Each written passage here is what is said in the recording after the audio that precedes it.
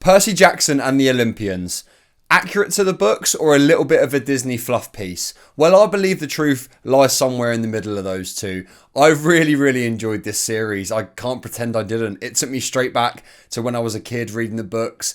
This series for me does mean a lot. The original films also hold a special place in my heart, as I imagine they do for many of you guys who are also Percy Jackson fans. However, this series promised to be a little bit more accurate to the books, accurate with some of the castings and the way that the story was going to develop, and really getting into the nitty gritty of it, considering they have multiple episodes, 4 to 5, maybe 6 hours worth of content here to fill. However, I feel like it wasn't entirely lived up to, I must be honest. Halfway through this season, I felt myself saying, wow, this is incredibly accurate to the books. It's really bringing me back. The Golden Fleece, the way that Tyson's behaviour is, what happens on the Storm on the ship when they all go and get abandoned, Grover being taken by the troll. I really felt like I was back being 13 years old reading these books again. However, I feel like it does fail to deliver on a couple of the lines. For me, Percy and Annabeth have practically zero chemistry, which feels extremely weird to say actually, because it is established throughout this series quite a few times that they are actually only meant to be 13,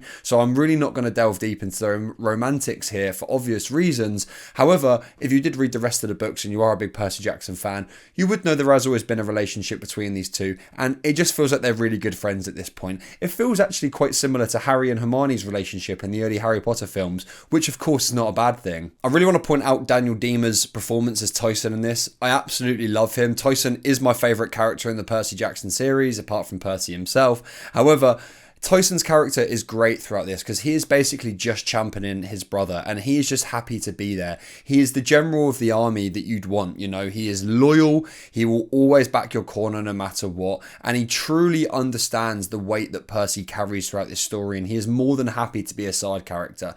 His fight with his brother, the one-eyed troll, was, the Cyclops sort of troll mix thing that he was just incredible. I really enjoyed that. It was great to see Tyson's strength really coming through as well, because you can clearly tell he's strong in the first couple of episodes, but by the end of it we really start to see it. And Luke's storyline is slowly evolving. I don't really love the actor. He's a good actor, but he's not menacing enough for me. He doesn't seem angry enough for me.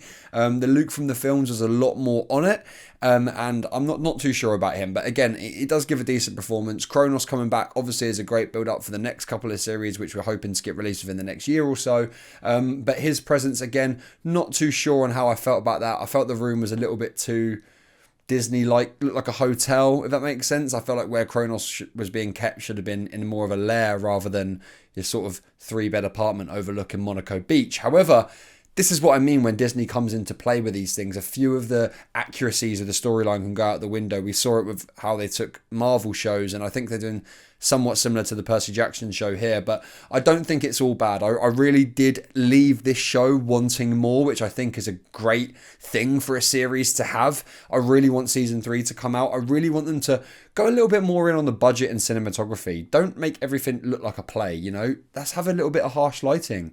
Let's not worry about it as much, you know what I mean? Let's pick some of these better settings, because you're so close with the accuracies. It's just a couple of things away for me. But yeah, I really enjoyed Percy Jackson. I know I'm a little bit late to this now, a couple of weeks, but I only just got around to finishing it. Please let me know what you guys think about it as well. For me, I'd probably set it around the 7 out of 10 mark. It was better than the first season in my opinion, just not as good as I think it can be. And as long as we continue in this upward trend, then I have no worries whatsoever. So yeah, please let me know down below, guys, what you thought of Percy Jackson Season 2. Are you excited for Season 3? What are your pros? What are your cons? Let me know down below. Like, comment, subscribe, and all the rest. Thank you so much for watching, guys, and I'll catch you in the next one. Peace.